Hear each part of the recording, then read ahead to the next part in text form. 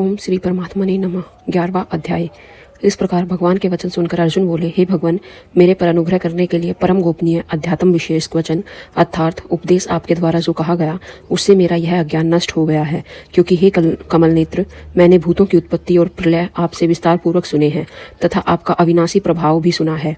हे परमेश्वर, आप अपने को जैसा कहते हो यह ठीक ऐसा ही है, परंतु हे पुरुषोत्तम, आपके ज्ञान, ऐश्वर्य, शक्ति, बल, वीर्य या तेज युक्त रूप को प्रत्यक्ष देखना चाहता हूँ।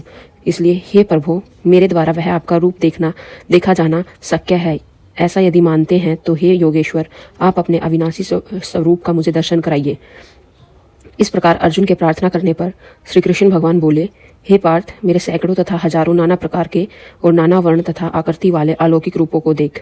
हे भरतवंशी अर्जुन, मेरे में आदित्यों को अर्थात अदिति के 12 पुत्रों को, 8 वसुओं को, 11 रुद्रों को तथा 2 अश्वनी कुमारों को और 49 मरुद्गणों को देख तथा और भी बहुत से पहले न देखे हुए आश्चर्यमय रूपों को देख। हे गुड़ाकेश, अब इस मेरे शरीर में एक जगह स्थित हुए चराचर सहित संपूर्ण जगत को देख तथा और भी जो कुछ देखना चाहता है सो देख, परंतु मेरे को इन अपने प्राकृत नेत्रों से देखने को निसंदेह समर्थ नहीं है। इसलिए मैं तेरे लिए दिव्य अर्थात अलौकिक चक्षु देता हूँ। इससे तू मेरे प्रभाव को, योग शक्ति को देख सकता है। संजय बोले, हे राजन, महायोगेश्वर और सब पापों के नाश करने वाले भगवान ने इस प्रकार कहकर उसके उपरांत अर्जुन के लिए परम ऐश्वर्य युक्त दिव्य स्वरूप दिखाया। उस अनेक मुख और नेत्रों से युक्त तथा अनेक अद्भुत दर्शनों वाले एवं बहुत से दिव्य भूषणों से युक्त और बहुत से दिव्य शास्त्रों को हाथों में उठाए हुए तथा दिव्य माला और वस्त्रों को धारण किए हुए और दिव्य गंध का अनुलेपन किए हुए एवं सब प्रकार के आश्चर्यों से युक्त सीमा रहित विराट स्वरूप परमदेव परमेश्वर को अर्जुन ने देखा। हे राजन, आकाश में 1000 सूर्यों के एक साथ उदय होने से उत्पन्न हुआ जो प्रकाश होवे, वह भी उस विश्वरूप परमात्मा के प्रकाश के सदर्श कदाचित ही होवे। ऐसे आश्चर्यमय रूप को देखते हुए पांडुपुत्र अर्जुन ने उस काल में अनेक प्रकार से विभक्त हुए अर्थात पृथक पृथक हुए संपूर्ण जगत को उन देवों के देव श्री कृष्ण भगवान के शरीर में एक जगह स्थित देखा। उसके अनंतर वह आश्चर्य से युक्त हुआ हर्षित रोमों वाला अर्जुन विश्वरूप परमात्मा को श्रद्धा भक्ति सहित सिर से प्रणाम करके हाथ जोड़ते हुए बोला, हे देव, आपके शरीर में संपूर्ण देवों को तथा अनेक भूतों के समुदायों को और कमल के आसन पर बैठे हुए ब्रह्म को तथा महादेव को और संपूर्ण ऋषियों को तथा दिव्य सर्पों को देखता हूँ। हे संपूर्ण विश्व के स्वामी, आपको अनेक हाथ, पेट, मुख और नेत्रों से युक्त तथा सब ओर से अनंत रूपों वाला देखता हूँ। हे विश्वरूप, आप के न तो अंत को देखता हूँ और तथा न मध्य को और न आदि को ही देखता हूँ। हे विष्णु, आपको मैं मुकुटयुक्त, गदायुक्त और चक्रयुक्त तथा सब ओर से प्रकाशमान तेज का पुंज, प्रज्वलित अग्नि और सूर्य के सदर्श ज्योति युक्त देखने में अति गहन और अप्रमेय स्वरूप सब ओर से देखता हूँ। इसलिए हे भगवान, आप ही जानने योग्य परम अक्षर हैं अर्थात परब्रह्म परमात्मा हैं और आप ही इस जगत के परम आश्रय हैं तथा आप ही अनादि धर्म के रक्षक हैं और आप ही अविनाशी सनातन रूप पुरुष हैं। ऐसा मेरा मत है। हे परमेश्वर, मैं आपको आदि, अंत और मध्य से रहित तथा अनंत सामर्थ्य से युक्त और अनंत हाथों वाला तथा चंद्र सूर्य रूप नेत्रों वाला और प्रज्वलित अग्नि रूप मुख वाला तथा अपने तेज से इस जगत को तपायमान करता हुआ देखता हूँ। हे महात्मने, यह स्वर्ग और पृथ्वी के बीच का संपूर्ण आकाश तथा सब दिशाएं एक आपसे ही परिपूर्ण हैं तथा आपके इस अलौकिक और भयंकर रूप को देखकर तीनों लोग अति व्याख्या को प्राप्त हो रहे हैं। हे गोविंद, वे सब देवताओं के समूह आप में ही प्रवेश करते हैं और कई एक भयभीत होकर सब हाथ जोड़े हुए आपके नाम और गुणों का उच्चारण करते हैं तथा महर्षि और सिद्धों के समुदाय कल्याण होवे ऐसा कहकर उत्तम उत्तम स्त्रोतों द्वारा आपकी स्तुति करते हैं। हे परमेश्वर, जो 11 रुद्र और 12 आदित्य तथा 8 वसु और साध्यागण, विष्णुदेव तथा अश्वनी कुमार तथा मरुदगण और पितरों का समुदाय तथा गंधर्व, यक्ष, राक्षस और सिद्धगणों के समुदाय हैं, वे सभी विस्मित हुए आपको देखते हैं। हे महाबाहो, आपके बहुत मुख और नेत्र वाले तथा बहुत हाथ, जंघा और पैरों वाले और बहुत उदरों वाले तथा बहुत सी विकराल दाढ़ों वाले महान रूप को देखकर सब लोग व्याकुल हो रहे हैं तथा मैं भी व्याकुल हो रहा हूँ। क्योंकि हे विष्णु, आकाश के साथ स्पर्श किए हुए देदीप्यमान अनेक रूपों से युक्त तथा फैलाए हुए मुख और प्रकाशमान विशाल नेत्रों से युक्त आपको देखकर भयभीत अंतःकरण वाला मैं धीरज और शांति को नहीं देखता हूँ। हे भगवान, आपके विकराल दाढ़ों वाले और प्रलय काल की अग्नि के समान प्रज्वलित मुख को देखकर दिशाओं को नहीं जानता हूँ और सुखों को भी नहीं प्राप्त होता हूँ। इसलिए हे देवेश, हे जगन्नाथ, आप प्रसन्न होवे। मैं देखता हूँ कि वे सब ही धृतराष्ट्र के पुत्र राजाओं के समुदाय सहित आप में प्रवेश करते हैं और भीष्म पितामह, द्रोणाचार्य तथा वह कर्ण और हमारे हमारे पक्ष के भी प्रधान योद्धाओं के सहित सब के सब वेग युक्त हुए आपके विकराल दाढ़ों वाले भयानक मुखों में प्रवेश करते हैं और कई एक चूर्ण हुए सिरों सहित आपके दांतों के बीच में लगे हुए दिखते हैं। हे विस्मूर्ति, जैसे नदियों के बहुत से जल के प्रवाह समुद्र के प्रवाह के सम्मुख दौड़ते हैं अर्थात समुद्र में प्रवेश करते हैं, वैसे ही वे सूरवीर मनुष्यों के समुदाय भी आपके प्रज्वलित हुए मुखों में प्रवेश करते हैं। अर्थात जैसे पतंग मोह के वश होकर नष्ट होने के लिए प्रज्वलित अग्नि में अति वेग से युक्त हुए प्रवेश करती है, वैसे ही यह सब लोग भी अपने नाश के लिए आपके मुखों में अति वेग से युक्त हुए प्रवेश करते हैं और आप उन संपूर्ण लोगों को प्रज्वलित मुखों द्वारा ग्रसण करते हुए सब ओर से चाट रहे हैं। हे विष्णु, आपका उग्र प्रकाश संपूर्ण जगत को तेज के द्वारा परिपूर्ण करके तपायमान करता है।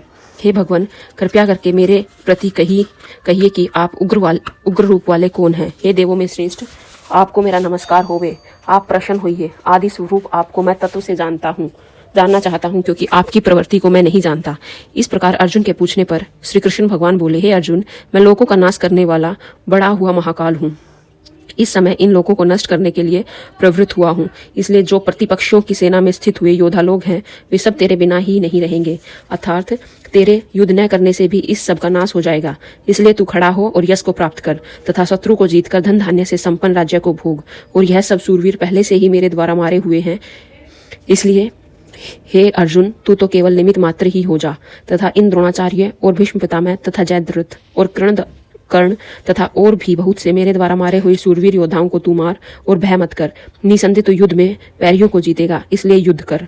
इसके उपरांत संजय बोले कि हे राजन, केशव भगवान के इस वचन को सुनकर मुकुटधारी अर्जुन हाथ जोड़ते हुए कांपता हुआ नमस्कार करके फिर भी भयभीत हुआ प्रणाम करके भगवान श्री कृष्ण के प्रति गदगद वाणी से बोला कि हे अंतर्यामी, यह योग्य है कि जो आपके नाम और प्रभाव के कीर्तन से जगत अति हर्षित होता है और अनुराग को भी प्राप्त होता है तथा भयभीत हुए राक्षस लोग दिशाओं में भागते हैं और सब सिद्धगणों के समुदाय नमस्कार करते हैं। हे महात्मन, ब्रह्मा के भी आदिकृता और सबसे बड़े आपके लिए वे कैसे नमस्कार नहीं करें, क्योंकि हे अनंत हे देवेश, हे जगन निवास, जो सत असत और उनसे परे अक्षर अर्थात सच्चिदानंद घन पर ब्रह्म है, वह आप ही हैं। हे प्रभु, आप आदिदेव और सनातन पुरुष हैं। आप इस जगत के परम आश्रय और जानने वाले तथा जानने योग्य और परम धाम हैं। हे अनंत रूप, आपके यह सब जगत व्याप्त अर्थात परिपूर्ण है। हे हरे, आप वायु, यमराज, अग्नि, वरुण, चंद्रमा तथा प्रजा के सब स्वामी, ब्रह्म और ब्रह्मा के भी पिता हैं। आपके लिए हजारों बार नमस्कार होवे। आपके लिए फिर भी बारंबार नमस्कार होवे। हे अनंत सामर्थ्य वाले, आपके लिए आगे से और पीछे से भी नमस्कार होवे।